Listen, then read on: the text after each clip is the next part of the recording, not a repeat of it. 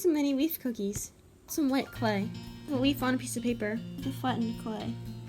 An X-Acto knife to cut it out of the clay. Use my finger to kind of flatten it so it doesn't look as sharp. In order to make it look like a wafer cookie, then you can take a tool with texture like this and roll it over top. Use chalk pastels to add some shading. Bake them for 2 or 3 minutes. If you want to, you can add icing with paint and Mod Podge mixed together. Thanks for watching. Don't forget to like, comment, subscribe, and tell us what you thought and what kind of videos you want to see.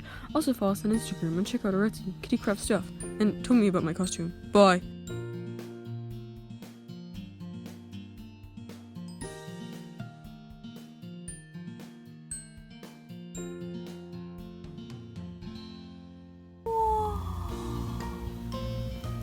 Look at all that stuff!